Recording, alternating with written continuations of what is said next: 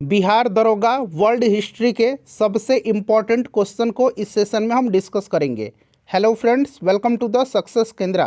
Friends देखिए, आज इस सेशन में हम लोग बिहार दरोगा 1799 पोस्ट, जिसका एग्ज़ाम 18 जनवरी 2026 और 21 जनवरी 2026 को लिया जाएगा, उसके लिए देखिए वर्ल्ड हिस्ट्री के यानी कि विश्व के इतिहास से संबंधित सबसे चुनिंदा इम्पॉर्टेंट क्वेश्चन को इस सेशन में हम डिस्कस करेंगे। सारे के सारे इम्पॉर्टेंट प्रश्न ही इस सेशन में हम कवर करेंगे, इसीलिए एक भी प्रश्न को मिस मत करिएगा। सबको ध्यानपूर्वक और धैर्यपूर्वक देखिएगा। प्रश्न अगर आपके पेपर में बनेंगे तो इसी सेशन से आपको देखने को मिलेंगे।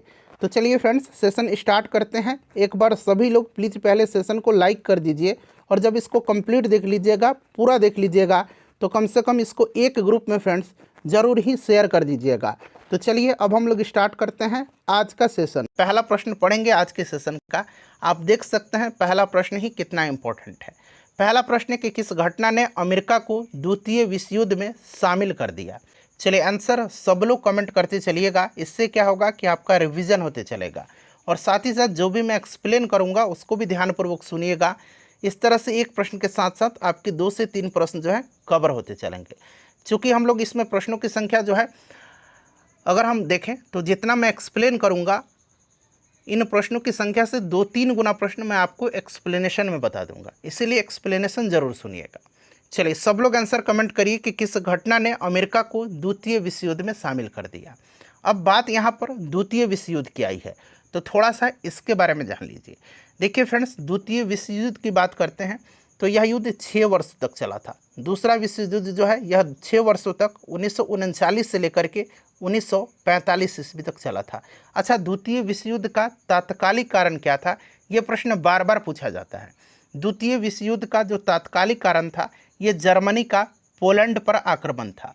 द्वितीय विश्व युद्ध का तात्कालिक कारण क्या था, तो जर्मनी का पोलैंड पर आक्रमण था। ठीक है, याद रहेगा।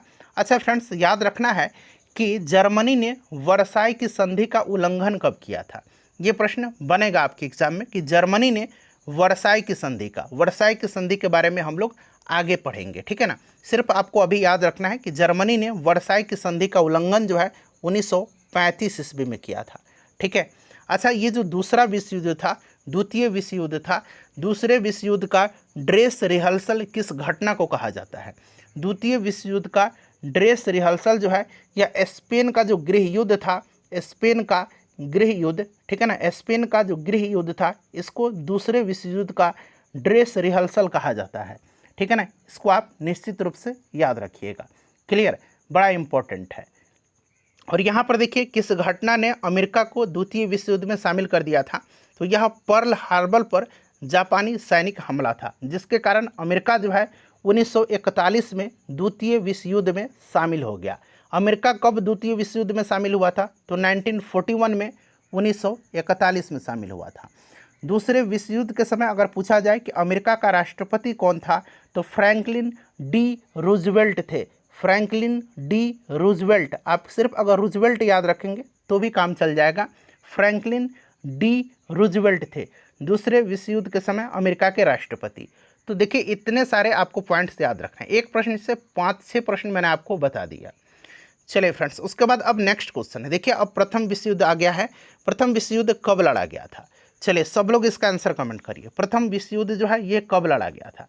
देखिए प्रथम विश्व युद्ध जो था यह 1914 से लेकर के 1918 तक चला था, यानी कि option number C right answer हो जाएगा। प्रथम विश्व युद्ध 1914 से 1918 तक 4 वर्ष तक चला था ये। ठीक है ना, 4 वर्ष तक चला था। और प्रथम विश्व युद्ध का तात्कालिक कारण क्या था, तो याद रखना है ऑस्ट्रेलिया नहीं, ऑस्ट्रिया के राजकुमार, यहाँ मैं लिख देता हूँ ऑस्ट्रिया। ठीक है ना, ऑस्ट्रिया के राजकुमार हैं, कौन नाम है इनका? फर्डिनेंड नाम है, फर्डिनेंड। ठीक है ना, ऑस्ट्रिया के राजकुमार फर्डिनेंड की बोस्निया की राजधानी सेराजेवो, यहाँ मैं लिखता हूँ सेराजेवो में हत्या। ठीक है ना, याद रखिएगा। प्रथम विश्व युद्ध का तात्कालिक कारण क्या था? ऑस्ट्रिया के राजकुमार फर्डिनेंड की बोस्निया की राजधानी सेराजेवो में हत्या। ठीक है। और देखिए प्रथम विश्व युद्ध में जो है संपूर्ण विश्व 2 खेमों में बट गया था, एक मित्र राष्ट्र और एक धुरी राष्ट्र। मित्र राष्ट्र और धुरी राष्ट्र, इन 2 खेमों में प्रथम विश्व युद्ध के दौरान संपूर्ण विश्व बट गया था। धुरी राष्ट्रों का नेतृत्व जर्मनी ने किया था। धुरी राष्ट्रों का नेतृत्व किसने किया था? तो फ्रेंड्स जर्मनी ने किया था, आपको याद रखना है। और देखिए इसमें अन्य देश भी थे, कौन कौन धुरी राष्ट्र में? तो एक तो जर्मनी हो ही गया, ऑस्ट्रिया, हंगरी और इटली का नाम आप जरूर याद रखिएगा। मित्र राष्ट्र की बात करते हैं तो मित्र राष्ट्रों में इंग्लैंड, जापान, संयुक्त राज्य अमेरिका, रूस और फ्रांस शामिल थे। ठीक है। अच्छा, प्रथम विश्व युद्ध के समय अमेरिका का राष्ट्रपति कौन था? तो वुडरो विल्सन था। कौन? वुडरो विल्सन थे। ठीक है ना, वुडरो विल्सन। और द्वितीय विश्व युद्ध के समय मैंने बताया है आपको, फ्रैंकलिन डी रूजवेल्ट थे। और प्रथम विश्व युद्ध के समय वुडरो विल्सन अमेरिका के राष्ट्रपति थे। ठीक है, चलिए नेक्स्ट क्वेश्चन करेंगे कि इनमें से कौन पेरिस शांति सम्मेलन के बड़े 4 परिषदों का सदस्य था? इनको बिग 4 के नाम से भी जाना जाता है। इनको बिग 4 के नाम से भी जाना जाता है, जो 4 परिषद के सदस्य थे पेरिस शांति सम्मेलन में। पेरिस शांति सम्मेलन के बारे में जान लीजिए। पेरिस शांति सम्मेलन हुआ था 1919 में, 1919 में हुआ था। ठीक है ना। और ये जो बिग 4 में जो सदस्य शामिल थे, ये आपको याद रखना है। ठीक है ना, आपको याद रखना है। यहाँ से प्रश्न जो है बनेगा किस प्रकार से, मैं आपको बताता हूँ। तो आपको याद रखना है। देखिए फ्रेंड्स, इसमें फ्रांस के प्रधानमंत्री थे कौन? तो जॉर्जेस क्लेमेंसो थे। अमेरिका के राष्ट्रपति वुडरो विल्सन थे। ठीक है ना। ब्रिटेन के प्रधानमंत्री इसमें लॉयड जॉर्ज थे। और याद रखना है आपको, इटली के प्रधानमंत्री विटोरियो ऑरलैंडो थे। यानी कि उपरोक्त सभी यहाँ पर राइट आंसर हो जाएगा। अगर आपसे प्रश्न इस तरह से पूछा जाएगा कि पेरिस शांति सम्मेलन के बड़े 4 परिषदों में अगर आपसे पूछा जाए कि इटली का नेतृत्व किसने किया था, तो आपको याद रखना है इटली के प्रधानमंत्री विटोरियो ऑरलैंडो। ठीक है ना। उसी प्रकार से अगर पूछा जाए कि अमेरिका का, तो वुडरो विल्सन। ठीक है ना। ब्रिटेन का तो ये डेविड लॉयड जॉर्ज थे। ठीक है। और अगर आपसे पूछा जाए फ्रांस के, तो जॉर्जेस क्लेमेंसो थे। तो इस तरह से भी आप याद रखेंगे। ठीक है, बड़ा इंपॉर्टेंट है जो मैंने आपको बताया है। चलिए नेक्स्ट क्वेश्चन कर लेंगे कि 17वीं 18वीं शताब्दी की फ्रांस की सामाजिक संरचना विभक्त थी कितने स्टेट में? ये आपसे पूछा गया है, बताएंगे राइट आंसर क्या हो जाएगा। 17वीं 18वीं शताब्दी की फ्रांस की सामाजिक संरचना विभक्त थी। तो फ्रेंड्स यह 3 वर्गों में विभाजित था, जिनको कि स्टेट नाम दिया गया था। जिनको कि स्टेट नाम दिया गया था। ठीक है ना। 3 वर्गों में विभाजित था। अगर हम पहला वर्ग की बात करें तो इसमें पादरी आता था पहला वर्ग में। दूसरे वर्ग में कुलीन वर्ग आते थे। दूसरे वर्ग में कुलीन वर्ग आते थे, कुलीन वर्ग। ठीक है ना। और तीसरे वर्ग में मध्यम वर्ग, किसान, पेशेवर, व्यापारी, ये सब लोग आते थे। ठीक है। तो यहाँ पर देखिए 3 स्टेट राइट आंसर हो जाएगा। चलिए उसके बाद नेक्स्ट क्वेश्चन करेंगे कि जर्मनी में नाजी यूथ लीग का गठन कब किया गया था? जर्मनी में नाजी यूथ लीग का गठन जो है कब किया गया था, बताएंगे। सब लोग इसका आंसर कमेंट करिए। देखिए आंसर कमेंट करने से क्या होगा कि आपका रिवीजन होगा। ठीक है ना। बताइए जर्मनी में नाजी यूथ लीग का गठन जो है यह कब किया गया था? तो फ्रेंड्स ये किया गया था 1922 में। कब किया गया था? 1922 में किया गया था। याद रखेंगे 1922 में। अच्छा 1920 में याद रखिएगा, 1920 में हिटलर ने, किसने? 1920 में हिटलर ने जो है नेशनल सोशलिस्ट पार्टी, यानी कि जो नाजी दल था, नेशनल सोशलिस्ट पार्टी यानी कि नाजी दल की स्थापना 1920 में हिटलर ने किया था। ठीक है। तो ये सब पॉइंट आप याद रखेंगे। अगर हिटलर की बात करते हैं तो देखिए फ्रेंड्स, हिटलर जो है इसकी आत्मकथा का नाम क्या है? मीन कैंप है, यानी कि माई कैंप मेरा संघर्ष है। ठीक है। एक राष्ट्र एक नेता का नारा हिटलर ने दिया था। ठीक है ना। एक राष्ट्र एक नेता का नारा हिटलर ने दिया था। ठीक है फ्रेंड्स, इन सब को आप ध्यान रखिएगा। क्लियर ना। चलिए, और हिटलर ने आत्महत्या कब किया था? तो हिटलर ने 30 अप्रैल 1945 को आत्महत्या कर लिया था। ये भी आप साथ साथ याद रखेंगे। चलिए नेक्स्ट क्वेश्चन है कि रूस में नई आर्थिक नीति, कहाँ पर? रूस में नई आर्थिक नीति लागू करने का श्रेय किसे दिया जाता है? रूस में नई आर्थिक नीति लागू करने का श्रेय किसको दिया जाता है, बताएंगे फ्रेंड्स। राइट आंसर क्या होगा इसका? तो देखिए रूस में नई आर्थिक नीति को लागू किया था लेनिन ने। ठीक है ना। किसने किया था? लेनिन ने किया था। अच्छा कब किया था? प्रश्न ये भी बनता है कि लेनिन ने रूस में नई आर्थिक नीति को लागू कब किया था? तो याद रखिएगा 1921 ईस्वी में किया था, 1921 में। ठीक है ना। ये सारे पॉइंट्स आपको याद रखने हैं। क्लियर। चलिए लेनिन के बारे में हम थोड़ा सा आपको बता देते हैं फ्रेंड्स। देखिए लेनिन की बात करते हैं तो लेनिन के बारे में आपको याद होगा, लेनिन बोल्शेविक दल का नेता था। वो जो बोल्शेविक दल था रसिया में, बोल्शेविक दल का नेता कौन था अगर पूछा जाएगा तो लेनिन था, ठीक है ना। लेनिन की अप्रैल थीसिस बड़ा पूछा जाता है 1917 में। देखिए 1917 में जो है लेनिन ने रूस में क्रांतिकारी योजना प्रकाशित किया था जिसको कि अप्रैल थीसिस के नाम से जाना जाता है, ठीक है फ्रेंड्स, याद रखिएगा, इम्पॉर्टेंट है, ठीक है ना। सारे के सारे पॉइंट जितने भी मैंने बताया है सारे के सारे इम्पॉर्टेंट है, ठीक है। चलिए उसके बाद नेक्स्ट क्वेश्चन कर लेंगे। अगला प्रश्न है हमारा, देखिए हर प्रश्न में हम एक्सप्लेनेशन करेंगे और कुछ ना कुछ आपको नया बताते चलेंगे। देखिए कौन से यूरोपीय देशों ने भौगोलिक खोज प्रारंभ की जिससे कि अमेरिका, एशिया एवं अफ्रीका का औपनिवेशीकरण प्रारंभ हुआ था? कौन से यूरोपीय देशों ने भौगोलिक खोज प्रारंभ की जिससे कि अमेरिका, एशिया एवं अफ्रीका का औपनिवेशीकरण प्रारंभ हुआ था? बताइए राइट आंसर क्या होगा। तो फ्रेंड्स इसका करेक्ट आंसर हो जाएगा पुर्तगाल एवं स्पेन ने किया था, ठीक है ना, पुर्तगाल एवं स्पेन ने किया था, ठीक है ना, जिससे कि अमेरिका, एशिया और अफ्रीका का औपनिवेशीकरण प्रारंभ हुआ था। चलिए उसके बाद नेक्स्ट क्वेश्चन करेंगे। और आपको पता है कि 1498 में वास्को डी गामा भारत पहुंचा था, भारत के समुद्री मार्ग का खोज किया था, ठीक है। और आगे आपको और भी मिलेगा, जैसे कि अमेरिका की खोज किसने किया था तो क्रिस्टोफर कोलंबस ने किया था। और अमेरिका का नाम अमेरिका पढ़ा था किसके नाम पर तो अमेरिगो वेस्पुसी के नाम पर, ठीक है ना, यहाँ मैं लिखता हूँ अमेरिगो वेस्पुसी के नाम पर जो है अमेरिका का नाम अमेरिका पड़ा था। और अमेरिका की खोज क्रिस्टोफर कोलंबस ने किया था। अच्छा एक यात्री था मैगलन, यहाँ मैं लिखता हूँ मैगलन, ठीक है ना, मैगलन का नाम बड़ा इंपॉर्टेंट है, याद रखिएगा। ये जो मैगलन था ना, मैगलन प्रशांत महासागर का नामकरण यहीं किया था। स्पेन का निवासी था मैगलन और मैगलन ने ही समुद्री मार्ग से संपूर्ण विश्व का चक्कर लगाने वाला प्रथम व्यक्ति भी था, ठीक है। चलिए उसके बाद देखिएगा कि बोस्टन टी पार्टी की घटना कब हुई थी? बड़ा इंपॉर्टेंट है बोस्टन टी पार्टी की घटना। बताइए फ्रेंड्स, काफ़ी इंपॉर्टेंट है ये आपके एग्जाम के दृष्टिकोण से। देखिए बोस्टन टी पार्टी जो है ना, इस घटना को अमेरिका का स्वतंत्रता संग्राम का तात्कालिक कारण माना जाता है। अमेरिकी स्वतंत्रता संग्राम का तात्कालिक कारण क्या था तो आपको याद रखना है बोस्टन टी पार्टी, यानी कि बोस्टन की चाय पार्टी, ठीक है ना, बोस्टन की चाय पार्टी, ठीक है ना, ये टी पार्टी है, अंग्रेजी में दिया गया है टी पार्टी। तो बोस्टन की ये चाय पार्टी अमेरिकी स्वतंत्रता संग्राम का तात्कालिक कारण है। और यह हुआ था कब तो 1773 में हुआ था। यहाँ पर देखिए ऑप्शन नंबर सी में आप देख सकते हैं 1773 में हुई थी। और इसी घटना से अमेरिका का स्वतंत्रता संग्राम स्टार्ट हुआ था। इस घटना का नायक का नाम आपको याद रखना है। इस घटना का नायक का नाम जो था ये सैमुअल एडम्स था। कौन था? सैमुअल एडम्स था। क्लियर, याद रखिएगा, बड़ा इंपॉर्टेंट है, ठीक है। चलिए फ्रेंड्स उसके बाद नेक्स्ट क्वेश्चन करेंगे कि अमेरिकी स्वतंत्रता की उद्घोषणा किसने किया था? अमेरिकी स्वतंत्रता की उद्घोषणा किसने किया था? बताइए करेक्ट आंसर इसका क्या होगा, बताएंगे। अमेरिकी स्वतंत्रता की उद्घोषणा, तो देखिए फ्रेंड्स अमेरिकी स्वतंत्रता की उद्घोषणा जो है यह थॉमस जेफरसन ने किया था।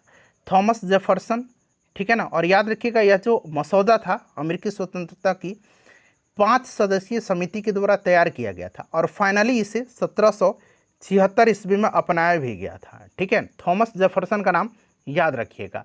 अच्छा देखिए फ्रेंड्स, अगर हम बात करते हैं तो संसार में सर्वप्रथम लिखित संविधान संयुक्त राज्य अमेरिका में 1789 में लागू हुआ था, ठीक है, याद रखेंगे। संसार में सर्वप्रथम लिखित संविधान संयुक्त राज्य अमेरिका में 1789 ईस्वी में लागू हुआ था, ठीक है, ये भी आप याद रखेंगे। क्लियर, चलिए उसके बाद नेक्स्ट क्वेश्चन हमारे कि फ्रांस की क्रांति से संबंधित बुद्धिजीवी कौन से थे? फ्रांस की क्रांति से। अच्छा अब यहाँ पर बात थोड़ा सा फ्रांस की क्रांति की आई हुई है तो इसके बारे में आप जान लीजिए, ठीक है ना। फ्रांस की राज्य क्रांति यह स्टार्ट कब हुई थी तो ये 1789 में हुआ था, फ्रांस की क्रांति या फ्रांस की राज्य क्रांति कहिए। और उस समय वहाँ का शासक कौन था तो उस समय वहाँ का शासक था लुई 16वां, ठीक है, लुई 16वें के काल में फ्रांस की राज्य क्रांति हुई थी। और उस समय फ्रांस में सामंती व्यवस्था थी। किस प्रकार की व्यवस्था थी फ्रांस में तो उस समय फ्रांस में सामंती व्यवस्था थी, ठीक है फ्रेंड्स, याद रखिएगा। अच्छा समानता, स्वतंत्रता और बंधुत्व का नारा, समानता, स्वतंत्रता और बंधुत्व का नारा फ्रांस की राज्य क्रांति की देन है। अच्छा, ये तो बात हो गई लुई 16वां फ्रांस की क्रांति से संबंधित, ठीक है ना। एक था लुई 14वां, ठीक है ना, एक था लुई 14वां, एक लुई 14वां था, बड़ा निरंकुश था, बड़ा कठोर शासक था। लुई 14वां जो था, लुई 14वां, इसी ने जो है वर्साय को, इसी ने वर्साय को फ्रांस की राजधानी बनाया था। वर्साय को फ्रांस की राजधानी किसने बनाया था? तो याद रखेंगे लुई 14वां ने बनाया था। वर्साय के शीश महल का निर्माण भी लुई 14वां ने करवाया था। और लुई 14वां ने ही कहा था, उसका एक स्टेटमेंट है, याद रखना है कि मैं ही राज्य हूँ और मेरे शब्द ही कानून है। यह कथन लुई 14वां का है, ठीक है। तो ये सब आप याद रखिएगा। और फ्रांस की क्रांति से संबंधित बुद्धिजीवी पूछा गया है, तो ये वॉल्टेयर, मॉन्टेस्क्यू और रूसो ने रूस की क्रांति में फ्रांस की क्रांति में सर्वाधिक योगदान दिया था। गलती से मैंने अगर रूस का क्रांति बोला है तो माफ़ करिएगा, चर्चा यहाँ पर फ्रांस की क्रांति की हो रही है, ठीक है ना। तो फ्रांस की क्रांति में वॉल्टेयर, ठीक है ना, मॉन्टेस्क्यू और रूसो ने सर्वाधिक योगदान दिया था। तो यहाँ पर देखिए उपरोक्त सभी यहाँ पर राइट आंसर हो जाएगा, ठीक है। चलिए आगे बढ़ेंगे फ्रेंड्स, नेक्स्ट क्वेश्चन करेंगे कि ग्रेट डिप्रेशन महामंदी का काल था। तो देखिए ये जो ग्रेट डिप्रेशन शब्द है, महामंदी का काल, ये पूछा गया है कि किस समस्या से संबंधित था, बताइए राइट आंसर इसका क्या होगा। तो फ्रेंड्स यहाँ पर ध्यान दीजिएगा, 1929 में महामंदी का काल था, ठीक है ना। महामंदी जो आया हुआ था 1929 में, और यह एक प्रकार की आर्थिक समस्या थी। ऑप्शन नंबर यहाँ पर ए राइट आंसर हो जाएगा, लेकिन ये 1929 आप जरूर याद रखिएगा, ठीक है ना। चलिए फ्रेंड्स, सेशन पसंद आ रहा है तो प्लीज़ लाइक कर दीजिए। देखिए लेनिन के द्वारा मांग की गई मांग जो अप्रैल थीसिस कहलाती है, क्या है? अप्रैल थीसिस क्या है, बताइए राइट आंसर क्या होगा इसका। राइट आंसर कमेंट करिए, बताइए फ्रेंड्स इसका राइट आंसर क्या होगा। सभी लोग इसका आंसर कमेंट करिए। तो देखिए अभी मैंने आपको थोड़ी देर पहले ही बताया है, मैंने आपको बताया था ये अप्रैल थीसिस के बारे में कि 1917 में, देखिए 1917 में जो है लेनिन ने रूस में क्रांतिकारी योजना प्रकाशित किया था, और यही क्रांतिकारी योजना अप्रैल थीसिस के नाम से जानी जाती है। और इसमें प्रथम विश्व युद्ध समाप्त होना चाहिए, कृषकों को भूमि हस्तांतरण होना चाहिए और बैंकों का राष्ट्रीयकरण होना चाहिए। ये उपरोक्त सभी था इसमें। तो ऑप्शन नंबर यहाँ पर डी राइट आंसर हो जाएगा। लेनिन के बारे में मैंने आपको बताया था कि 1921 में लेनिन ने 1921 में रूस में नई आर्थिक नीति लागू किया था। चलिए उसके बाद नेक्स्ट क्वेश्चन करेंगे कि निम्न में से कौन सी सिविल कोड 1804 या नेपोलियन कोड से संबंधित महत्वपूर्ण है, इसमें से बताइए महत्वपूर्ण विशेषता है। सब लोग आंसर कमेंट करिए कि निम्नलिखित में से कौन सी सिविल कोड 1804 या नेपोलियन कोड से संबंधित महत्वपूर्ण विशेषता है। काफ़ी इंपॉर्टेंट क्वेश्चन है, बताइए फ्रेंड्स। देखिए नेपोलियन ने कानूनों का एक संग्रह तैयार करवाया था जिसको कि नेपोलियन कोड कहा जाता है, या इसको सिविल कोड 1804 भी आप ध्यान रखेंगे, ठीक है ना। नेपोलियन ने कानूनों का एक संग्रह तैयार करवाया था जिसे नेपोलियन का कोड कहा जाता है, ठीक है फ्रेंड्स, याद रखिएगा, काफ़ी इंपॉर्टेंट है। और देखिए फ्रेंड्स मूल रूप से जो है कानून के समक्ष समानता की अवधारणा को परिभाषित करता है, और यह संपत्ति के अधिकार को सुरक्षा भी देता है। और इस संहिता में जो है जन्म के आधार पर सभी विशेष अधिकारों को समाप्त कर दिया गया था। तो यहाँ पर देखिए संपत्ति का अधिकार भी है, विधिक समानता भी है, जन्म के आधार पर भेदभाव की समाप्ति भी है। तो उपरोक्त सभी यहाँ पर करेक्ट आंसर हो जाएगा। अच्छा बात यहाँ पर नेपोलियन की आई हुई है, तो नेपोलियन से संबंधित कुछ इंपॉर्टेंट पॉइंट याद रखिएगा। आपको दो द्वीप का नाम याद रखना है, ये जो द्वीप है, ठीक है ना, दो द्वीप का नाम याद रखना है। कौन कौन से द्वीप है, तो यहाँ मैं लिखता हूँ। एक है आपका कोर्सिका द्वीप, एक कौन सा द्वीप है, एक कोर्सिका द्वीप है, और एक है आपका सेंट हेलेना। एक कौन सा द्वीप है, तो एक सेंट हेलेना द्वीप है। देखिए ये जो नेपोलियन था इसका जन्म हुआ था कोर्सिका द्वीप पर। जन्म कहाँ पर हुआ था, तो कोर्सिका द्वीप पर 1769 में इसका कोर्सिका द्वीप पर जन्म हुआ था। और इसकी मृत्यु कब हुई थी, तो 1821 में सेंट हेलेना द्वीप पर हुई थी। तो पूछा जाता है कि मृत्यु किस द्वीप पर हुई थी, तो सेंट हेलेना द्वीप पर। जन्म कहाँ पर हुआ था, तो कोर्सिका द्वीप पर, ठीक है ना। आगे और भी इसके बारे में हम चर्चा करेंगे, ठीक है, ज़्यादा सहूलियत होगा आपको थोड़ा थोड़ा याद रखने में। चलिए नेक्स्ट क्वेश्चन है कि कहाँ पर सर्वप्रथम छपाई तकनीक का विकास हुआ। कहाँ पर सर्वप्रथम छपाई तकनीक का विकास हुआ था, बताइए। अच्छा कागज़ का आविष्कार कहाँ पर हुआ था, कागज़ का आविष्कार चीन में हुआ था। छपाई तकनीक का विकास भी चीन में हुआ था सर्वप्रथम। ऑप्शन नंबर यहाँ पर ए राइट आंसर हो जाएगा। चलिए उसके बाद नेक्स्ट क्वेश्चन है कि किसने यंग इटली, देखिए प्रश्न को ध्यान से पढ़िएगा, किसने यंग इटली, या कभी कभी आपको इस तरह से यंग यूरोप भी लिखा मिल जाएगा, ठीक है ना, दोनों तरीके से याद रखिएगा। देखिए यंग इटली या यंग यूरोप नामक गुप्त संस्था की स्थापना किसने किया था, याद रखिएगा। तो देखिए यंग इटली जो था, यंग इटली, इसकी स्थापना, यंग इटली की स्थापना 1831 में, यंग इटली की स्थापना 1831 में जो है आपको याद रखना है जोसेफ मैज़िनी ने किया था।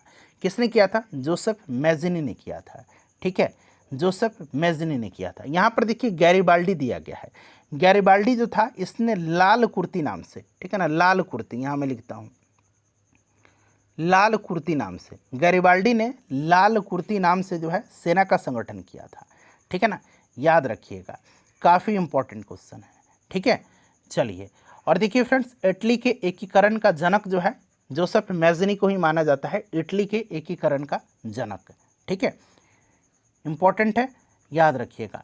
और इटली का एकीकरण हुआ था 1871 में, काउंट कावूर ने किया था, काउंट कावूर ने किया था, काउंट कावूर ने किया था, ठीक है ना, काउंट कावूर ने किया था।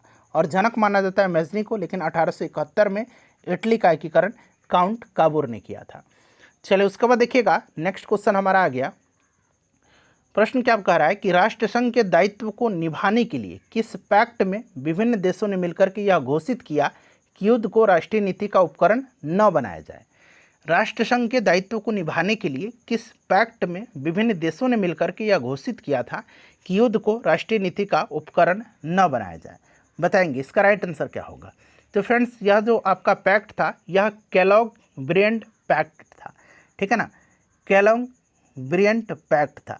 यह पारस्परिक विवादों को शांतिपूर्ण ढंग से सुलझाने के लिए शुरू किया गया एक महत्वपूर्ण अंतर्राष्ट्रीय समझौता था, जिन पर जो है पेरिस में 27 अगस्त 1928 को, जिस पर जो है पेरिस में 27 अगस्त 1928 को, याद रखिएगा, 15 देशों के प्रतिनिधियों ने हस्ताक्षर किए थे, ठीक है, तो ये सब आप याद रखिएगा।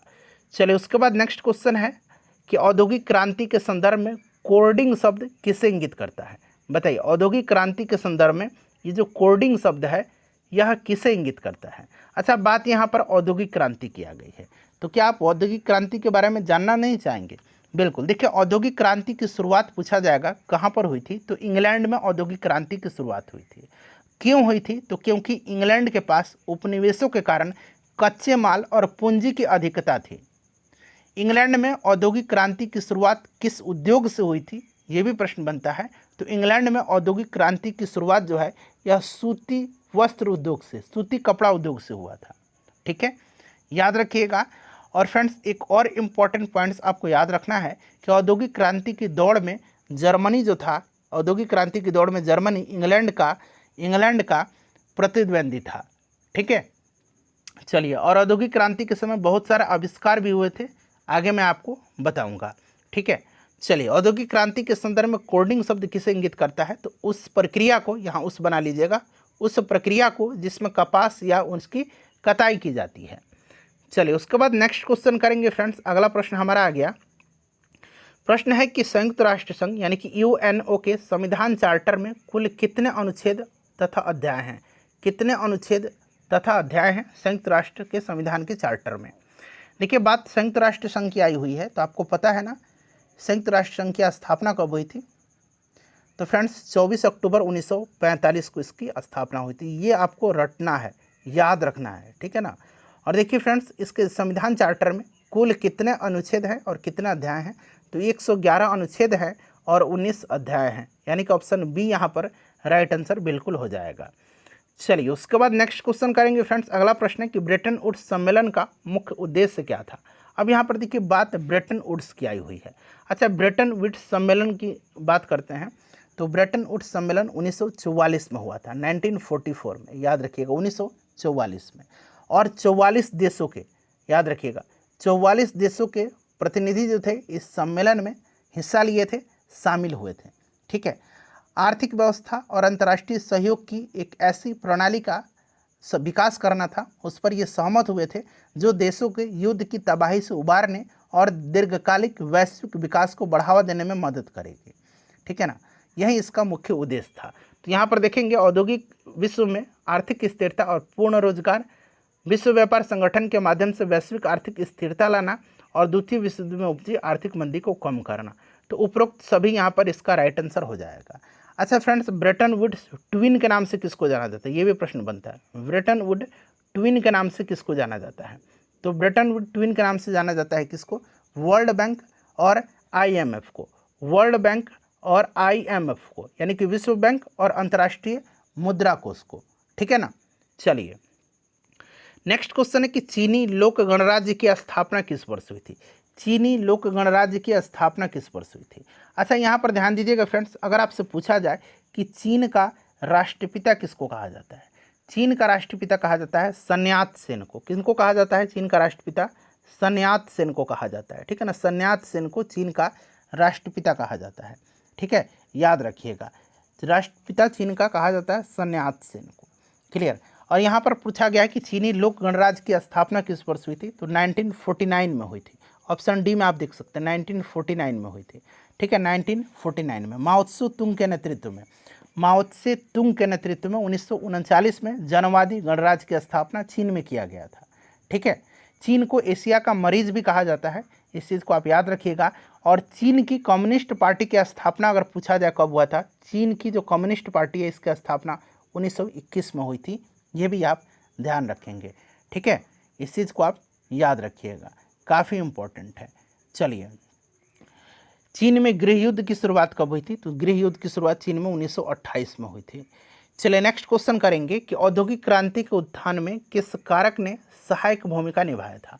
औद्योगिक क्रांति के बारे में अभी मैंने आपको बताया था कि यह इंग्लैंड में शुरू हुआ था, क्योंकि इंग्लैंड के पास उपनिवेशों के कारण कच्चे माल और पूंजी की अधिकता थी। इंग्लैंड में औद्योगिक क्रांति की शुरुआत सूती कपड़ा उद्योग से हुआ था, और औद्योगिक क्रांति के दरमियान जो है, औद्योगिक क्रांति के दरमियान बहुत सारे आविष्कार हुए थे, जिसके कारण कि ये औद्योगिक क्रांति के उत्थान में सहायक भूमिका इन्होंने निभाया था। तो यहाँ पर देखिएगा कि नई प्रौद्योगिकी, पूंजी बिल्कुल है, पूंजी की अधिकता थी इंग्लैंड के पास, कृषि क्रांति भी है, और व्यापार प्रतिबंध उस समय समाप्त हुए थे, ये भी है। तो उपरोक्त सभी यहाँ पर राइट आंसर हो जाएगा। ठीक है, उसके बाद देखिए नेक्स्ट क्वेश्चन है, इनमें से कौन अंतर्राष्ट्रीय न्यायालय में प्रथम भारतीय न्यायाधीश था? अंतर्राष्ट्रीय न्यायालय में देखिए, ये जो अंतर्राष्ट्रीय न्यायालय है ICJ, international court of justice जो है, ठीक है, देखिए इसके बारे में अगर बात करते हैं तो यह संयुक्त राष्ट्र संघ का एक प्रधान न्यायिक अंग है। देखिए, संयुक्त राष्ट्र के चार्टर के द्वारा 1945 में 1945 में इसकी स्थापना की गई थी, लेकिन अप्रैल 1946 से इसने कार्य करना प्रारंभ किया था। ठीक है, हेडक्वार्टर इसका नीदरलैंड के द हेग में है, और द हेग में पीस पैलेस में इसका हेडक्वार्टर है। पीस पैलेस में इसका हेडक्वार्टर है, ये भी याद रखिएगा, द हेग के नीदरलैंड में। आधिकारिक भाषा इसकी क्या है? तो फ्रेंच और अंग्रेजी है, याद रखिएगा। अंतर्राष्ट्रीय न्यायालय का आधिकारिक भाषा फ्रेंच और अंग्रेजी है। इसमें टोटल 15 जज होते हैं, जो संयुक्त राष्ट्र महासभा और सुरक्षा परिषद के द्वारा 9 वर्षों के लिए चुने जाते हैं। इनका कार्यकाल 9 वर्षों तक होता है। और जो ICJ है, यानी कि अंतर्राष्ट्रीय न्यायालय, इसका जो गणपूर्ति कोरम है वो संख्या कितनी? तो वो भी 9 ही है। ये सारे पॉइंट्स आप ध्यान रखेंगे। और अंतर्राष्ट्रीय न्यायालय में प्रथम भारतीय न्यायाधीश जो हैं, ये आपके कौन हैं बताइए? राइट आंसर क्या हो जाएगा? तो फ्रेंड्स, ये वेनेगल नरसिंह राव है। तो यहाँ पर देखिए BN राव दिया गया है। क्लियर। और ICJ में अगर पहला भारतीय प्रेसिडेंट पूछेगा तो ये नागेंद्र सिंह होंगे। चलिए, उसके बाद नेक्स्ट क्वेश्चन करेंगे कि किस चरण को पुनर्जागरण काल कहा जाता है? अच्छा, पुनर्जागरण काल बड़ा इंपॉर्टेंट है। ये जो भौगोलिक खोजें है ना, भौगोलिक खोजें जो आपका चैप्टर है, उसी से ये संबंधित है। पुनर्जागरण का प्रारंभ जो हुआ था ये इटली में हुआ था, आपको याद रखना है। कहाँ पर पुनर्जागरण का प्रारंभ? इटली में हुआ था, और इटली के फ्लोरेंस नगर में हुआ था। फ्लोरेंस नगर में, ठीक है ना, इटली के फ्लोरेंस नगर में हुआ था। और इटली के जो महान कवि हैं दांते, याद रखिएगा, इटली के महान कवि दांते, ठीक है, इन्हीं को पुनर्जागरण का अग्रदूत माना जाता है। ठीक है, इटली के जो फ्लोरेंस नगर था वहीं पर दांते का जन्म भी हुआ था। क्लियर ना, याद रखिएगा। और देखिए फ्रेंड्स, ये जो पुनर्जागरण काल था ना, उसमें आपको Leonardo da Vinci, Michael Angelo, Rafale आगे आपको मिलेगा। ये बहुमुखी प्रतिभा संपन्न व्यक्ति थे जिन्होंने पुनर्जागरण के प्रसारण में अपना योगदान दिया था। ठीक है, चलिए, तो ये आपका माना जाता है राइट आंसर क्या होगा? 14वीं 16वीं शताब्दी, option number C right answer होगा। नेक्स्ट क्वेश्चन है हमारा कि पुनर्जागरण काल का माइकल एंजेलो कौन था? तो अभी मैंने बताया था Leonardo da Vinci, Michael Angelo और राफेल, ये 3 नाम आप याद रखिएगा। Michael Angelo, Leonardo da Vinci, ठीक है ना। लियोनार्डो दा विंची आपको याद होगा। लियोनार्डो दा विंची की जो कृति है वो याद रखना है, the last supper. The last supper ये किसकी आपका कृति है? तो याद रखिएगा लियोनार्डो दा विंची की। मोनालिसा भी लियोनार्डो दा विंची की है, मोनालिसा और लास्ट सपर याद रखिएगा, ठीक है ना।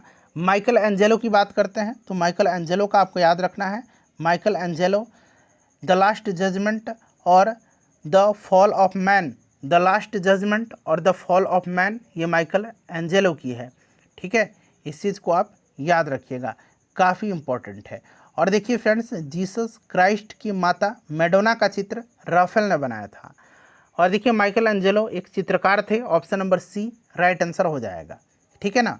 चलिए नेक्स्ट क्वेश्चन करेंगे कि फ्लाइंग शटल का आविष्कार किसने किया था? मैंने बताया था कि औद्योगिक क्रांति के समय जो है ढेर सारे आविष्कार हुए थे, उनके बारे में मैं अब आपको बताने जा रहा हूँ, ध्यान से सुनिएगा। फ्लाइंग शटल का आविष्कार किसने किया था? तो देखिए फ्लाइंग शटल का आविष्कार जो है ये जॉन के ने किया था। फ्लाइंग शटल का आविष्कार जॉन के ने किया था, ठीक है ना। स्पिनिंग जेनी का आविष्कार किसने किया था? यहाँ मैं लिखता हूँ स्पिनिंग जेनी, ठीक है ना। स्पिनिंग जेनी का आविष्कार किसने किया था? तो जेम्स हरग्रीव्स ने किया था। और एक स्पिनिंग जेनी है जो पानी की शक्ति से चलता है, वो रिचर्ड आर्कराइट ने किया था। पानी की शक्ति से चालित स्पिनिंग जेनी का आविष्कार रिचर्ड आर्कराइट ने किया था। और सिर्फ स्पिनिंग जेनी पूछेगा तो जेम्स हरग्रीव्स का नाम याद रखिएगा, जेम्स हरग्रीव्स, ठीक है ना, क्लियर। चलिए उसके बाद बात करते हैं स्पिनिंग म्यूल का आविष्कार किसने किया था? एक स्पिनिंग म्यूल है, स्पिनिंग यहाँ मैंने लिखा हुआ है, स्पिनिंग म्यूल का आविष्कार क्रॉम्पटन ने किया था। किसने? क्रॉम्पटन ने किया था, क्रॉम्पटन ने, ठीक है फ्रेंड्स, ये सब आप याद रखिएगा। सेफ्टी लैंप का आविष्कार हम्फ्री डेवी ने किया था। नेक्स्ट क्वेश्चन करेंगे कि किस वर्ष जो है लिवरपूल और मैनचेस्टर के मध्य जॉर्ज स्टीफेंसन ने रेलवे चलाई थी? लिवरपूल और मैनचेस्टर के मध्य रेलवे चलाया था किसने? जॉर्ज स्टीफेंसन ने, ठीक है ना। ये चलाया था कब? ये आपसे पूछा जा रहा है, बताइए राइट आंसर क्या होगा? तो फ्रेंड्स 1830 में, ऑप्शन नंबर यहाँ पर डी राइट आंसर हो जाएगा, 1830 में, ठीक है ना। काफ़ी इंपॉर्टेंट है, इसको आप याद रखेंगे। चलिए उसके बाद नेक्स्ट क्वेश्चन है द वेल्थ ऑफ नेशंस किसकी रचना है? द वेल्थ ऑफ नेशंस किसकी रचना है? चलिए फटाफट आंसर कमेंट करिए, द वेल्थ ऑफ नेशंस किसकी रचना है, बताइए। द वेल्थ ऑफ नेशंस जो है यह रचना किसकी है? देखिए फ्रेंड्स याद रखिएगा, द वेल्थ ऑफ नेशंस जो है ये एडम स्मिथ की है, ठीक है ना, एडम स्मिथ की है। काफ़ी इंपॉर्टेंट है, याद रखिएगा फ्रेंड्स, ठीक है। चलिए उसके बाद नेक्स्ट क्वेश्चन करेंगे। अगला प्रश्न है हमारा कि discourse on inequality, discourse on inequality यानी कि सेकंड डिस्कोर्स किसने लिखा है? सेकंड डिस्कोर्स को लिखा है किसने, बताइए। डिस्कोर्स ऑन इनइक्वालिटी इसको लिखा है रूसो ने। सोशल कॉन्ट्रैक्ट भी रूसो की ही है, याद रखिएगा, सोशल कॉन्ट्रैक्ट भी रूसो की रचना है। अच्छा यहाँ पर वॉल्टेयर की बात करते हैं तो वॉल्टेयर का पूछा जाता है, याद रखिएगा लेटर्स ऑन इंग्लिश, ठीक है ना। लेटर्स ऑन इंग्लिश किसकी रचना है? लेटर्स ऑन इंग्लिश ये किसकी रचना है? तो याद रखिएगा ये वॉल्टेयर की है, ठीक है ना, वॉल्टेयर की रचना है। अगर आपसे पूछा जाए मॉन्टेस्क्यू की रचना कौन सी है, तो ए स्पिरिट ऑफ लॉ यानी कि कानून की आत्मा, ये आपकी मॉन्टेस्क्यू की है, ठीक है। चलिए उसके बाद नेक्स्ट क्वेश्चन है कि किस द्वीप पर नेपोलियन बोनापार्ट का जन्म हुआ था? अभी मैंने आपको बताया था कि नेपोलियन बोनापार्ट का जन्म किस द्वीप पर हुआ था। तो देखिए द्वीप का नाम आपको याद रखना होगा, कोर्सिका द्वीप पर हुआ था, 1769 में हुआ था, ठीक है ना। 1769 में नेपोलियन का जन्म हुआ था कोर्सिका द्वीप पर। और देखिए 1804 में जो है नेपोलियन फ्रांस का सम्राट बना था, 1804 में नेपोलियन फ्रांस का सम्राट बना था। आधुनिक फ्रांस का निर्माता किसको कहा जाता है? तो नेपोलियन को कहा जाता है। नेपोलियन ने ही सर्वप्रथम इंग्लैंड को बनियों का देश कहा था। इंग्लैंड को सर्वप्रथम बनियों का देश किसने कहा था? नेपोलियन ने कहा था। नेपोलियन ने बैंक ऑफ फ्रांस की स्थापना 1800 ईस्वी में किया था। नेपोलियन ने बैंक ऑफ फ्रांस की स्थापना 1800 ईस्वी में किया था, ठीक है, याद रखिएगा। और 1815 में वाटरलू का युद्ध हुआ था, बड़ा फेमस है वाटरलू का युद्ध, ठीक है ना। वाटरलू का युद्ध हुआ था, वाटरलू का युद्ध कब? 1815 में वाटरलू का युद्ध हुआ था। इसमें क्या हुआ था, नेपोलियन हार गया था और नेपोलियन को बंदी बना लिया गया था और उसको सेंट हेलेना द्वीप पर भेज दिया गया था, जहाँ पर 1821 में इसकी मृत्यु हो गई थी। तो नेपोलियन से संबंधित ढेर सारे मैंने पॉइंट्स आपको बता दिए। चलिए नेक्स्ट क्वेश्चन है कि the spirit of the law, अभी मैंने बताया था कि कानून की आत्मा पुस्तक किसने लिखी है, बताइए। The spirit of the law पुस्तक लिखा किसने है, तो फ्रेंड्स मॉन्टेस्क्यू ने लिखा है। सोशल कॉन्ट्रैक्ट रूसो की है, ठीक है ना। चलिए कार्ल मार्क्स की रचना भी आपको याद रखना है, आगे आपको मिलेगा कार्ल मार्क्स से संबंधित फैक्ट्स जब मैं आपको बताऊंगा, ठीक है। अगर याद है आपको तो आप कमेंट कर सकते हैं। चलिए फ्रेंड्स, उसके बाद नेक्स्ट क्वेश्चन करेंगे कि आधुनिक चीन का संस्थापक किसे माना जाता है। आधुनिक चीन का संस्थापक किसको माना जाता है, बताएंगे राइट आंसर इसका क्या होगा। आधुनिक चीन का संस्थापक माना जाता है सन्यात सेन को, ठीक है ना। किनको माना जाता है, सन्यात सेन को माना जाता है, और इनको चीन का राष्ट्रपिता भी कहा जाता है, ठीक है। इनको चीन का राष्ट्रपिता भी कहा जाता है। उसके बाद देखिएगा क्रिस्टोफर कोलंबस ने निम्नलिखित में से किसकी खोज किया था। तो देखिए क्रिस्टोफर कोलंबस के बारे में मैंने आपको बताया था ना कि क्रिस्टोफर कोलंबस ने अमेरिका की खोज किया था, और अमेरिका का नाम अमेरिका पड़ा था अमेरिगो वेस्पुसी के नाम पर। अमेरिगो वेस्पुसी के नाम पर अमेरिका का नाम अमेरिका पड़ा था, और खोज किया था क्रिस्टोफर कोलंबस ने, ठीक है ना। चलिए उसके बाद नेक्स्ट क्वेश्चन करेंगे कि यूरोपवासियों ने कंपास का ज्ञान किससे सीखा था। यूरोपवासियों ने कंपास का ज्ञान किससे सीखा था। तो देखिए इन्होंने कंपास का ज्ञान जो है यूरोपवासियों ने सीखा था अरबों से, ठीक है ना। और अरबों ने किससे सीखा था, तो अरबों ने कंपास का ज्ञान चीनियों से सीखा था, चीनियों से, ठीक है ना। कभी कभी कंपास की जगह आपको दिक् सूचक यंत्र दे देगा, दिक् सूचक यंत्र, तो दोनों एक ही बात है, बस शब्द का फेर है। देखिए अगर आपसे पूछेगा कि यूरोपवासियों ने दिक्सूचक यंत्र का ज्ञान किससे सीखा था, तो कंपास पूछे या दिक्सूचक यंत्र पूछे, अरबों से सीखा था यूरोपवासियों ने। और अरबों से किसने सीखा था, अरबों ने किनसे सीखा था, तो अरबों ने चीनियों से सीखा था। चलिए उसके बाद नेक्स्ट क्वेश्चन है हमारा कि विश्व का चक्कर किस यात्री ने सर्वप्रथम लगाया था। तो अभी मैंने आपको बताया था कि समुद्री मार्ग से संपूर्ण विश्व का चक्कर लगाने वाला पहला व्यक्ति कौन था, तो ये मैगलन था। मैगलन राइट आंसर हो जाएगा। प्रशांत महासागर का नामकरण इसी ने किया था, मैगलन ने। यह स्पेन का निवासी था मैगलन, याद रखिएगा। चलिए फ्रेंड्स, उसके बाद अगला प्रश्न है हमारा कि गौरवपूर्ण क्रांति की घटना इंग्लैंड में कब घटित हुई थी। अब यहाँ पर देखिए 3 तरीके से पूछा जाएगा। एक पूछा जाएगा ग्लोरियस रिवॉल्यूशन, ठीक है ना, इस तरह से हिंदी में मैं लिखने का प्रयास करता हूँ, ग्लोरियस, ठीक है ना, ग्लोरियस रिवॉल्यूशन, ठीक है ना। कैसे लिखाएगा, रिवॉल्यूशन या रिवॉल्यूशन ऐसे लिखाएगा, ठीक है, रिवॉल्यूशन। अंग्रेजी में इसको इस तरह से लिखा जाएगा, इंग्लिश में आसान है, ग्लोरियस रिवॉल्यूशन, ठीक है फ्रेंड्स, याद रखिएगा। गौरवपूर्ण क्रांति या गौरवशाली क्रांति, ठीक है ना, 3 नाम याद रखिए। गौरवपूर्ण हो गया पहला, गौरवशाली हो गया, और ग्लोरियस रिवॉल्यूशन हो गया। यह घटना 1688 की है, और उस समय ब्रिटेन का शासक कौन था, तो जेम्स द्वितीय था, ठीक है ना। जेम्स द्वितीय था उस समय, फ्रेंड्स याद रखिएगा, जेम्स द्वितीय था। यहाँ मैं लिख देता हूँ जेम्स द्वितीय, ठीक है ना, जेम्स द्वितीय था। अच्छा ये तो गौरवपूर्ण क्रांति हो गई। 100 वर्षीय युद्ध कहाँ हुआ था, 100 वर्षीय युद्ध, 100 वर्षीय युद्ध इंग्लैंड और फ्रांस के बीच हुआ था, ठीक है ना। एक है गुलाबों का युद्ध, गुलाबों का युद्ध भी इंग्लैंड में हुआ था, याद रखिएगा, ठीक है ना। चलिए उसके बाद नेक्स्ट क्वेश्चन है हमारा कि यूरोप का मरीज जो है किसे कहा जाता है। यूरोप का मरीज, यूरोप का मरीज किसको कहा जाता है। एशिया का मरीज तो मैंने बता ही दिया था कि एशिया का मरीज चीन को कहा जाता है। यूरोप का मरीज किसको कहा जाता है, यूरोप का मरीज टर्की को कहा जाता है, टर्की को कहा जाता है, ठीक है। टर्की को यूरोप का मरीज कहा जाता है, ये चीज़ आपको याद होगा, यूरोप को कहा जाता है, क्लियर ना। चलिए फ्रेंड्स याद रखिएगा। और बात यहाँ पर टर्की की आई हुई है, तो आपको एक मैं पॉइंट बता देता हूँ, प्रश्न बनेगा। देखिए एक सैब्र की संधि है, ठीक है ना, सैब्र की संधि। अगर पूछा जाए आपसे कि सैब्र की संधि जो है ये हुआ था कब, तो आपको याद रखना 1920 में, 10 अगस्त 1920, 10 अगस्त 1920 को ये सैब्र की संधि हुआ था, ठीक है ना। और देखिए प्रथम विश्व युद्ध के बाद जो तुर्की था उसके साथ एक भीषण अपमानजनक संधि थी, ये सैब्र की संधि 1920 में हुई थी।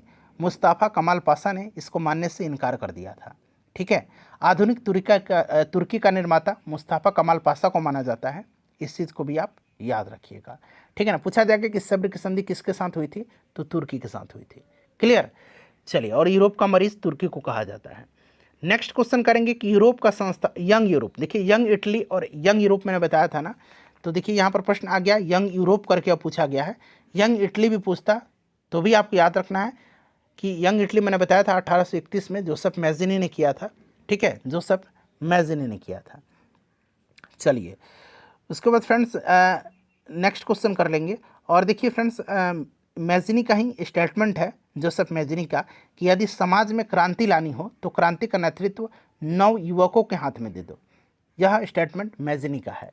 चलिए उसके बाद देखिएगा कि लाल कुर्ती का गठन किसने किया था। तो अभी मैंने आपको बताया था कि लाल कुर्ती जो था, लाल कुर्ती, इस नाम से सेना का संगठन किया था किसने, तो गैरीबाल्डी ने किया था, गैरीबाल्डी ने किया था, ठीक है ना। कार्बनरी सोसाइटी एक क्या है, कार्बनरी सोसाइटी है, कार्बनरी सोसाइटी, कार्बनरी सोसाइटी की स्थापना किसने किया था, कार्बनरी सोसाइटी की स्थापना जो था ये ग्युबर्टी ने किया था। किसने किया था, ग्युबर्टी ने किया था, ग्युबर्टी ने, याद रखिएगा, ठीक है। चलिए ग्युबर्टी ने किया था। और इटली का एकीकरण काउंट काबूर ने किया था। इटली के एकीकरण का जन्मदाता भले मैज़िनी को कहा जाता है, लेकिन 1871 में इटली का एकीकरण काउंट काबूर ने किया था। चलिए उसके बाद नेक्स्ट क्वेश्चन करेंगे कि विलियम प्रथम कहाँ का शासक था, विलियम प्रथम कहाँ का शासक था। तो देखिए फ्रेंड्स विलियम प्रथम जो था यह प्रसा का शासक था। और देखिए 1871 में वर्साय में, ठीक है ना, 1871 में वर्साय में एक समारोह हुआ था और उसी समारोह में प्रसा का जो शासक था विलियम प्रथम, इसको जर्मनी का सम्राट घोषित किया गया था। तो ये भी आप याद रखिएगा। नेक्स्ट क्वेश्चन है किसने कहा था कि फ्रांस जब छींकता है तो बाकी यूरोप को सर्दी जुकाम हो जाता है।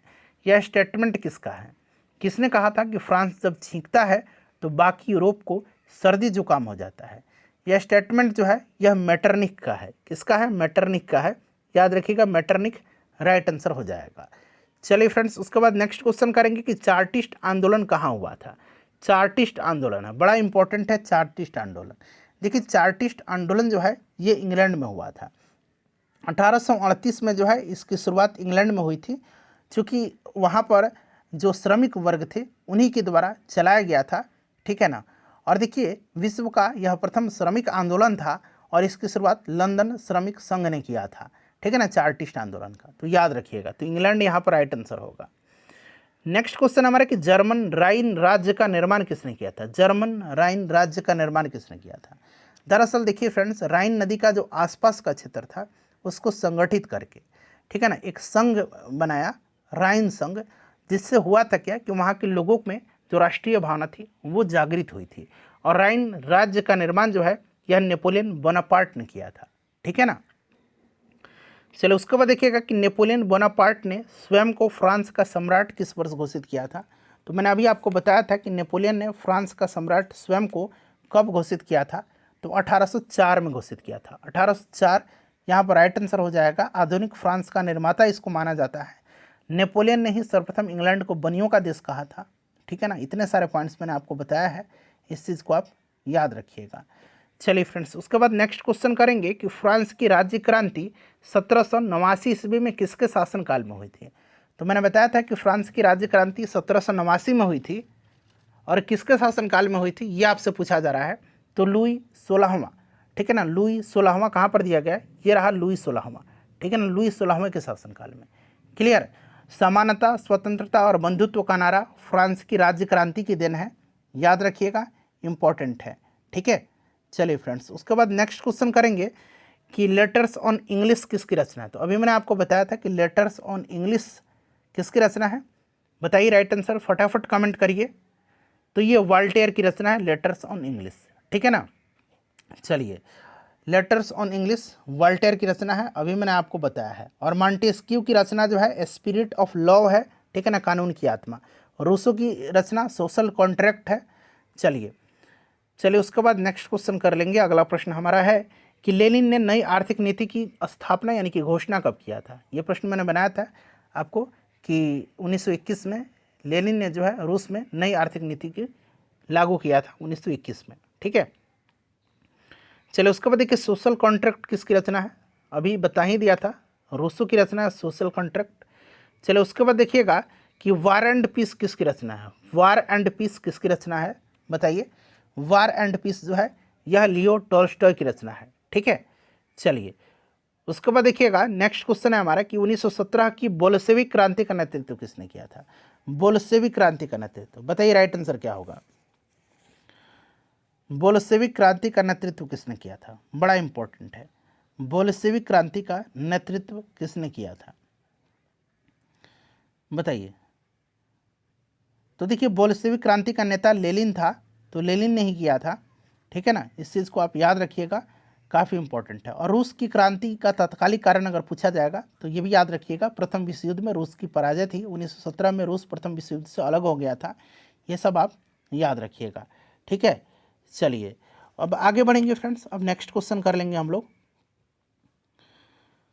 देखिए अगला प्रश्न हमारा, तो यहाँ पर राइट आंसर लेनिन हो जाएगा। उसके बाद देखिएगा कि लाल सेना का गठन किसने किया था।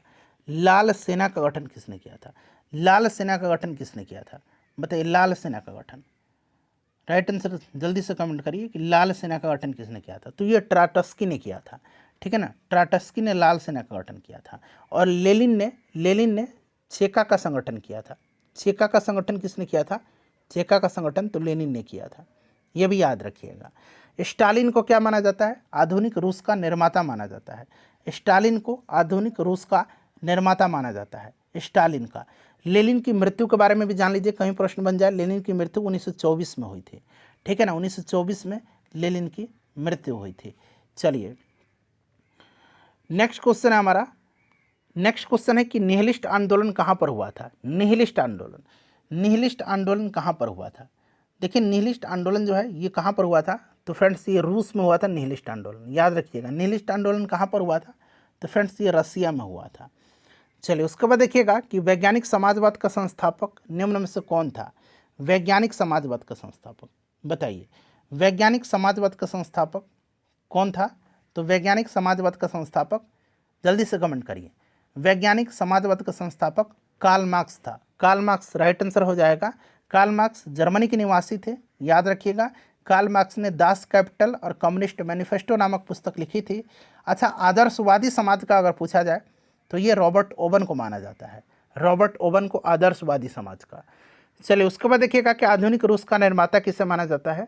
तो अभी मैंने बताया था आधुनिक रूस का निर्माता माना जाता है स्टालिन को, ठीक है।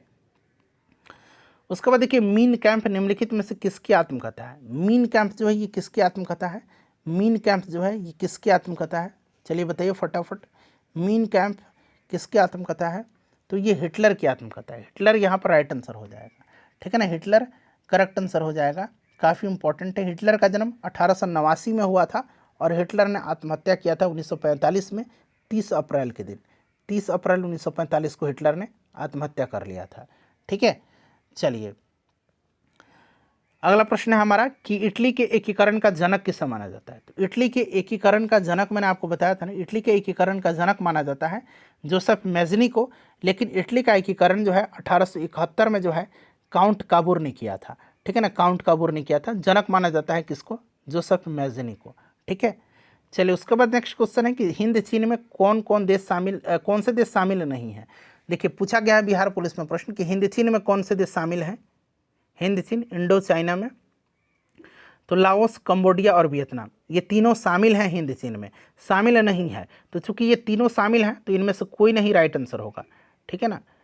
यहाँ से बना लीजिए इनमें से कोई नहीं, इनमें से कोई नहीं, या तो इस तरह बना लीजिए इनमें से कोई नहीं, ठीक है, शामिल नहीं है। या फिर हिंद चीन में कौन से देश सम्मिलित हैं, ऐसे बना लीजिए। तो हिंद चीन में कौन से देश सम्मिलित हैं, अगर ये हटा दीजिएगा तो उपरोक्त सभी हैं, लाओस, कंबोडिया और वियतनाम, ठीक है। चलिए उसके बाद देखिएगा कि the history of the loss of Vietnam पुस्तक किसने लिखा है। The history of the loss of Vietnam पुस्तक लिखा किसने है बताइए। तो फ्रेंड्स इसको लिखा है फान बोई चाउ ने, ठीक है ना। The history of the loss of Vietnam पुस्तक को फान बोई चाउ ने लिखा है। चलिए उसके बाद नेक्स्ट क्वेश्चन है हमारा कि जर्मनी में नाजी दल का उत्थान किसके नेतृत्व में हुआ था। सिंपल सा क्वेश्चन है, जर्मनी में नाजी दल का उत्थान, ठीक है ना, बताइए राइट आंसर क्या होगा। तो फ्रेंड्स ये जर्मनी में हिटलर, ठीक है ना, हिटलर यहाँ पर राइट आंसर हो जाएगा, ठीक है, याद रखिएगा। हिटलर के नेतृत्व में हुआ था जर्मनी में नाजी दल का उत्थान। चलिए और देखिए फॉसिज्म जो था, फॉसिज्म ये इटली में हुआ था, आपको मुसोलिनी के नेतृत्व में, ठीक है, ये आपको याद होगा। चलिए मुसोलिनी के, क्लियर। चलिए आगे बढ़ेंगे फ्रेंड्स, नेक्स्ट क्वेश्चन कर लेंगे। और मुसोलिनी को ड्यूस के नाम से भी जाना जाता है, ड्यूस के नाम से भी पुकारा जाता था मुसोलिनी को। यहाँ मैं लिखता हूँ मुसोलिनी, यहाँ है ही लिखा मुसोलिनी, ठीक है। चलिए उसके बाद देखिएगा कि स्पिनिंग म्यूल का आविष्कार किसने किया था। आ गया ना स्पिनिंग म्यूल, स्पिनिंग जेनी, ठीक है ना, ये सब मैंने आपको बताया था ना। स्पिनिंग म्यूल का आविष्कार किसने किया था, तो क्रॉम्पटन ने किया था, मैंने आपको बताया था। जॉन के ने फ्लाइंग शटल का आविष्कार किया था। जेम्स हारग्रीव्स ने स्पिनिंग जेनी का आविष्कार किया था। हम्फ्री डेवी ने सेफ्टी लैंप का आविष्कार किया था। चलिए उसके बाद देखिएगा कि वास्प इंजन की खोज किसने किया था। वास्प इंजन की खोज तो फ्रेंड्स जेम्स वाट ने किया था, ठीक है ना। चलिए उसके बाद अगला प्रश्न करेंगे कि निम्नलिखित में से किसे ब्रेटन वुड्स ट्विन के नाम से जाना जाता है। मैंने बताया था ब्रेटन वुड्स सम्मेलन 1944 में हुआ था, ठीक है ना। और ब्रेटन वुड्स के ट्विन के नाम से जाना जाता है किसको, बताइए राइट आंसर क्या होगा। ब्रेटन वुड्स ट्विन के नाम से विश्व बैंक और अंतर्राष्ट्रीय मुद्रा कोष को, ठीक है ना। विश्व बैंक और अंतर्राष्ट्रीय मुद्रा कोष यानी कि वर्ल्ड बैंक और इंटरनेशनल मॉनेटरी फंड को ब्रेटन वुड्स ट्विन के नाम से जाना जाता है। उसके बाद देखिएगा कि विश्व की सबसे पहले भूमिगत रेल का उद्घाटन कब किया गया है, बताइए। ये VVI क्वेश्चन है, ये VVI क्वेश्चन है, ठीक है। बताइए बताइए विश्व की सबसे पहले भूमिगत रेल का उद्घाटन कब किया गया। तो फ्रेंड्स ये किया गया था लंदन में। कहाँ पर किया गया था, लंदन में। कब किया गया था, 10 जनवरी 1863 को। 10 जनवरी 1863 को कहाँ पर, लंदन में किया गया था, ठीक है। काफ़ी इंपॉर्टेंट है, याद रखिएगा। चलिए उसके बाद नेक्स्ट क्वेश्चन हमारा कि विश्व में सर्वप्रथम मुद्रण की शुरुआत कहाँ पर हुई थी। शायद ये प्रश्न रिपीट हो गया है क्या, बताइए। इसका आंसर आप लोग मुझे कमेंट करके बता दीजिएगा, क्योंकि मैंने बता दिया है शायद। आप लोग कमेंट करके इसका आंसर बताइएगा, ठीक है ना। सेशन कैसा लग रहा है ये भी बताइएगा। चलिए द लास्ट सपर किसकी कृति है, द लास्ट सपर। मैंने बताया था कि द लास्ट सपर, मोनालिसा, ये किसकी रचना है। तो द लास्ट सपर और मोनालिसा, मोनालिसा भी याद रखिएगा।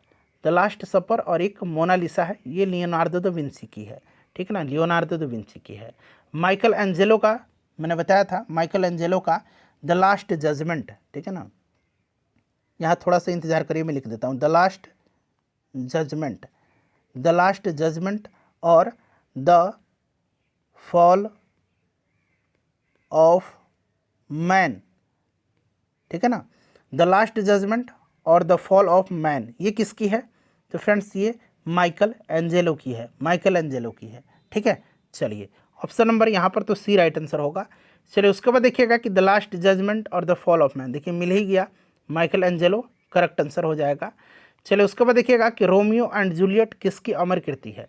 रोमियो एंड जूलियट जो है यह किसकी अमर कृति है, रोमियो और जूलियट, बताइए यह अमर कृति किसकी है। तो फ्रेंड्स यह शेक्सपियर की है, ठीक है ना, याद रखिएगा शेक्सपियर की है। काफ़ी इंपॉर्टेंट है फ्रेंड्स, इसको आप ज़रूर याद रखिएगा, ठीक है। Option number A right answer हो जाएगा।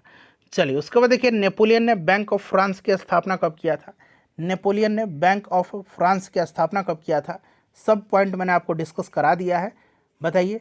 तो सन 1800 ईस्वी में नेपोलियन ने बैंक ऑफ फ्रांस की स्थापना किया था, ठीक है ना, याद रखिएगा। चलिए ऑप्शन नंबर यहाँ पर ए राइट आंसर हो जाएगा। और एक युद्ध मैं आपको बता दे रहा हूँ, वाटरलू का युद्ध आपको याद रखना है 1815 में, वाटरलू 1815 में, ठीक है ना, यहाँ मैं लिखता हूँ वाटरलू का युद्ध कब हुआ था, 1815 में। एक मैं युद्ध बता रहा हूँ आपको याद रखिएगा, युद्ध है ट्राफल्गर की युद्ध है, ठीक है ना, ट्राफल्गर का युद्ध हुआ था। ये कब हुआ था, तो ये हुआ था आपका 1805 में। किसके बीच हुआ था, तो इंग्लैंड और नेपोलियन के बीच हुआ था, ठीक है ना, इंग्लैंड और फ्रांस कह सकते हैं, याद रखिएगा ट्राफल्गर का युद्ध। चलिए उसके बाद नेक्स्ट क्वेश्चन है कि वाटरलू का युद्ध कब हुआ था। प्रश्न आ गया ना, अभी मैंने बताया था वाटरलू का युद्ध हुआ था कब, 1815 में हुआ था, ठीक है ना। और इसमें नेपोलियन पराजित हो गया था, उसको बंदी बना करके सेंट हेलेना द्वीप पर भेज दिया गया था, जहां पर 1821 में इसकी मृत्यु हो गई थी। 1815 में वाटरलू का युद्ध हुआ था, ठीक है। चलिए उसके बाद नेक्स्ट क्वेश्चन करेंगे। अगला प्रश्न है हमारा कि नेपोलियन की मृत्यु किस दिन हुई थी। तो किस दिन नहीं, यहाँ किस द्वीप पर हुई थी, बना लीजिए किस द्वीप पर हुई थी। तो ये द्वीप सेंट हेलेना है, जन्म कोर्सिका द्वीप पर हुआ था, ठीक है। चलिए उसके बाद देखिएगा कि कार्बोनरी सोसाइटी का संस्थापक कौन था। कार्बोनरी सोसाइटी का संस्थापक कौन था। देखिए कार्बोनरी सोसाइटी, इसका स्थापना इटली में हुआ था, और मैंने बताया था कार्बोनरी सोसाइटी की स्थापना गिबर्टी ने किया था, तो गिबर्टी राइट आंसर हो जाएगा, ठीक है ना। एक फेबियन सोसाइटी है, आगे आपको मिलेगा फेबियन सोसाइटी। चलिए यह कथन किसका है कि समाज में यदि क्रांति लानी हो तो क्रांति का नेतृत्व नागरिकों के हाथ में दे दो। मैंने बताया था ना ये स्टेटमेंट किसका है, तो ये स्टेटमेंट है आपका जोसेफ मैज़नी का, ठीक है ना, जोसेफ मैज़नी का। चलिए उसके बाद देखिए फेबियन सोसाइटी आ गया ना। अभी कार्बोनरी सोसाइटी था और ये फेबियन सोसाइटी है। फेबियन सोसाइटी की स्थापना 1884 में हुई थी। कहाँ पर, तो लंदन में हुई थी, ठीक है ना, याद रखिएगा, इंपॉर्टेंट क्वेश्चन है ये। चलिए उसके बाद नेक्स्ट क्वेश्चन है हमारा कि दुनिया के मजदूरों एक हो यह नारा किसने दिया था। दुनिया के मजदूरों एक हो यह नारा कार्ल मार्क्स ने दिया था, ठीक है ना, कार्ल मार्क्स राइट आंसर हो जाएगा। चलिए उसके बाद देखिएगा कि जर्मनी ने वर्साई की संधि का उल्लंघन कब किया था। तो हमें पहले ही प्रश्न में मैंने आपको शायद एक्सप्लेनेशन में बताया था कि जर्मनी ने जो है 1835 में, मैंने बताया था ना 1835 में जो है, सॉरी 1935 में, नॉट 1800, 1935 में जर्मनी ने वर्साई की संधि का उल्लंघन किया था, ठीक है। चलिए वर्साई की संधि हुआ था कब, ये भी आप जान लीजिए, थोड़ा सा इंपॉर्टेंट है आपके एग्जाम के दृष्टिकोण से। वर्साई की संधि हुआ था कब, तो फ्रेंड्स 28 जून 1919 को वर्साई की संधि हुई थी। और वर्साई की जो संधि थी, इससे सबसे ज़्यादा क्षति जर्मनी की हुई थी, ठीक है ना। जर्मनी को हर्जाने के रूप में भारी रकम लाद दिया गया था। और ये जो वर्साई की संधि थी इसको आरोपित संधि के नाम से जाना जाता है। वर्साई की संधि को आरोपित संधि के नाम से भी जाना जाता है, क्योंकि ऐसा माना जाता है कि वर्साई की संधि में ही दूसरे विश्व युद्ध यानी कि द्वितीय विश्व युद्ध का बीजारोपण हुआ था, ठीक है। चलिए उसके बाद नेक्स्ट क्वेश्चन है कि संयुक्त राष्ट्र संघ की स्थापना कब हुई थी। संयुक्त राष्ट्र संघ की स्थापना कब हुई थी, बताइए। तो फ्रेंड्स 24 अक्टूबर 1945 को इसकी स्थापना हुई थी, ठीक है। और एक आपका है लीग ऑफ नेशन, इसकी स्थापना प्रथम विश्व युद्ध के बाद हुई थी 1920 में, ठीक है ना, 10 जनवरी 1920 को हुई थी। और लीग ऑफ नेशन की स्थापना याद रखिएगा 10 जनवरी 1920 को league of nation, league of Nations की स्थापना, ठीक है ना। और ये आपका संयुक्त राष्ट्र संघ 1945 24 अक्टूबर के दिन। चलिए उसके बाद नेक्स्ट क्वेश्चन है प्रथम विश्व युद्ध में धुरी राष्ट्र में कौन सा देश शामिल नहीं था। यहाँ पर स्पष्ट मेंशन किया गया प्रथम विश्व युद्ध में। तो प्रथम विश्व युद्ध में अगर हम बात करते हैं तो पूरा विश्व दो खंडों में बटा था, मित्र राष्ट्र और धुरी राष्ट्र। धुरी राष्ट्र का नेतृत्व तो जर्मनी ने किया था। और धुरी राष्ट्र में एक तो आपका जर्मनी तो था ही, इसने नेतृत्व किया था। उसके बाद ऑस्ट्रिया, हंगरी और इटली था। ऑस्ट्रिया, हंगरी और इटली था। जापान मित्र राष्ट्र में शामिल था, यह धुरी राष्ट्र में नहीं था। मित्र राष्ट्र में जापान, इंग्लैंड, संयुक्त राज्य अमेरिका, रूस और फ्रांस था। तो यहाँ पर option number A right answer हो जाएगा, ठीक है। चलिए धुरी राष्ट्र में जापान शामिल नहीं था। उसके बाद चलिए प्रथम विश्व युद्ध का तात्कालिक कारण क्या था। तो मैंने बताया था प्रथम विश्व युद्ध का तात्कालिक कारण ऑस्ट्रिया के राजकुमार फर्डिनेंड की बोस्निया की राजधानी सेराजेवो में हत्या, फर्डिनेंड की सेराजेवो में हत्या, ठीक है। चलिए उसके बाद देखिए अगला प्रश्न है कि अमेरिका प्रथम विश्व युद्ध में कब शामिल हुआ था। प्रथम विश्व युद्ध में, द्वितीय विश्व युद्ध में 1941 में शामिल हुआ था। और प्रथम विश्व युद्ध में कब शामिल हुआ था, ये आपसे पूछा जा रहा है, बताइए फटाफट राइट आंसर क्या होगा। तो फ्रेंड्स अमेरिका शामिल होता है 1917 में, ठीक है ना, 1917 राइट आंसर हो जाएगा। वुडरो विल्सन प्रथम विश्व युद्ध के समय अमेरिका के राष्ट्रपति थे। चलिए उसके बाद नेक्स्ट क्वेश्चन है कि मैं ही राज्य हूँ और मेरे शब्द ही कानून है, यह कथन किसका है। लुई 14वां, 16वां किसका है, 15वां किसका है। लुई 14वां का है, ठीक है ना। इसी ने वर्साई को राजधानी बनाया था फ्रांस की, और वर्साई के शीश महल का निर्माण भी इसी ने करवाया था। चलिए उसके बाद देखिएगा कि आधुनिक फ्रांस का निर्माता किसको माना जाता है। आधुनिक फ्रांस का निर्माता नेपोलियन को माना जाता है, ठीक है ना, नेपोलियन को माना जाता है आधुनिक फ्रांस का निर्माता। चलिए उसके बाद देखिएगा कि प्रतिनिधित्व नहीं तो कर नहीं किस आंदोलन का नारा है। प्रतिनिधित्व नहीं तो कर नहीं, ये किस आंदोलन का नारा है। तो देखिए फ्रेंड्स यह अमेरिकी स्वतंत्रता संग्राम के दौरान अमेरिका वासियों का नारा था, प्रतिनिधित्व नहीं तो कर नहीं, ठीक है। तो इस चीज़ को आप याद रखिएगा, अमेरिकी स्वतंत्रता संग्राम। चलिए उसके बाद देखिएगा कि साम्यवादी शासन का पहला प्रयोग कहाँ पर हुआ था। साम्यवादी शासन का पहला प्रयोग फ्रेंड्स ये रसिया में हुआ था, रूस में हुआ था साम्यवादी शासन का पहला प्रयोग। उसके बाद चलिएगा 1917 ईस्वी में कौन सा देश प्रथम विश्व युद्ध से अलग हुआ था। तो मैंने बताया था कि प्रथम विश्व युद्ध से अलग जो हो गया था ये रसिया हो गया था। रसिया 1917 में प्रथम विश्व युद्ध से अलग हो गया था, क्योंकि रसिया की पराजय हो गई थी प्रथम विश्व युद्ध में। और 1917 में जो रूसी क्रांति हुई थी उसका तात्कालिक कारण भी रूस का प्रथम विश्व युद्ध में पराजय है, ठीक है ना, option number C right answer होगा। उसके बाद चलिए कि वर्साई की संधि से सर्वाधिक क्षति किस देश को हुई थी। वर्साई की संधि के बारे में मैंने आपको बताया था अभी थोड़ी देर पहले कि वर्साई की जो संधि थी फ्रेंड्स, उसके तहत जर्मनी पर भारी रकम थोपा गया था हर्जाने के रूप में, ठीक है ना। जर्मनी यहाँ पर राइट आंसर हो जाएगा। और वर्साई की संधि जो हुई थी, अभी मैंने बताया भी था आपको कि वर्साई की संधि हुई थी 28 जून 1919 को। इसको आरोपित संधि के नाम से भी जाना जाता है और ऐसा माना जाता है कि वर्साई की संधि के दौरान ही दूसरे विश्व युद्ध का बीजारोपण हुआ था। चलिए उसके बाद देखिएगा कि केप ऑफ गुड होप यानी कि उत्तर मासा अंतरीप इसको कहा जाता है। तो केप ऑफ गुड होप की खोज किसने किया था, बताइए। केप ऑफ गुड होप की खोज बार्थोलोमेव डियाज ने किया था। ये प्रश्न बिहार पुलिस का ही है। चलिए उसके बाद नेक्स्ट क्वेश्चन करेंगे कि लीग ऑफ नेशंस की स्थापना कब हुई थी। लीग ऑफ नेशंस की स्थापना 1920 में हुई थी। ठीक, कवर करवा दिया।